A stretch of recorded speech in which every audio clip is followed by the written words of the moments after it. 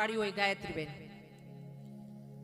હવે નામ મુખ્ય નામ પાડવામાં આવ્યું અને પછી બીજું કંઈક નામ રાખવામાં ઉલમણું આવે. હિન્દીમાં બોલે પુકારું નામ અને આપણે ગુજરાતીમાં બોલીએ હુલામણું નામ. હવે આપણે ત્યાં ફેશન ચાલી, ફૈબાઓ નામ રાખે તો બહેનોને ગમે નહીં, ભાભીઓને.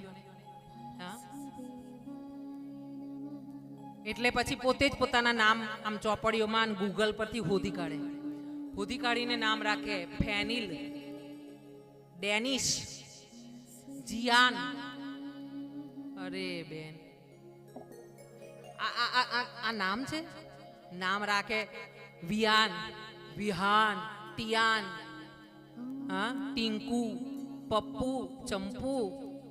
હા, અને એક તો પાછી એવી રીત કે બહુ ભણી ગયેલી બહેનો હોય ને તે પાછા પોતાના ઘરવાળાને જેમ કે બેબી, એમ કે બેબી. તમે આઈ લવ યુ કહો. હા, તમારા પતિને સવારે ઉઠીને તમારા બાળકોને, હું મારી માનસીને મારા છોકરાઓને જ્યારે પણ વાત કરું ફોન ઉપર, હું પહેલી જ કહું, જય શ્રી કૃષ્ણ બેટા, આઈ લવ યુ. હું તને પ્રેમ કરું છું હૃદયના ઊંડાણથી. મારા બાળકોને હું પ્રેમ કરું છું. મારા મિત્રો છે, મારી બેનપણીઓ છે, નજીકની જેટલી બહુ ઓછી છે, એકાદ. અને કોઈક એવા યજમાનો છે કે જેમના નાના નાના ટાબરિયા છે. કાલે જ મને એક મારી સુરતથી એક નાની મારી આવી દીકરી માની છે મેં ધર્મની, એની નાની દીકરી છે જીવુ. એ જીવુનો નાનો નાનો મેસેજ આવ્યો તો મને, માં, भगवान वाली माँ आप कहाँ हो, मैं आपको बहुत याद करती हूँ, मैं YouTube पे आपकी कथा सुन रही हूँ, मुझे आपके पास आना है. काले रात्रे व्हाट्सएप पर एनो मैसेज આવ્યો તો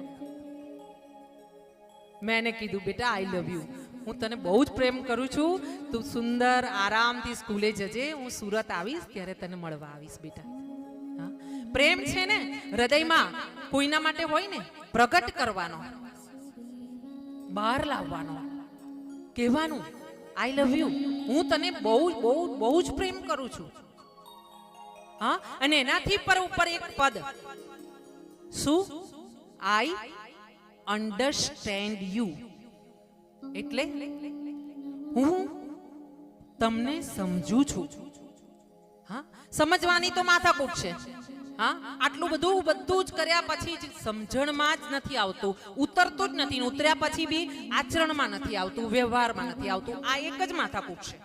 એટલે જ્યારે પણ કોઈ એવું વાલું લાગે ને કોઈ વ્યક્તિ, ત્યારે એને કહેવાનું, હું તને બહુ પ્રેમ કરું છું, હું તને સમજવાની કોશિશ જિંદગીભર કરતી રહીશ, કરતો રહીશ. હા, આજ તો કરવાનું છે જિંદગીમાં, બીજું કંઈ કરવાની જરૂર નથી, બાકીનું બધું તો ચાલ્યા જ કરે છે. સમજો.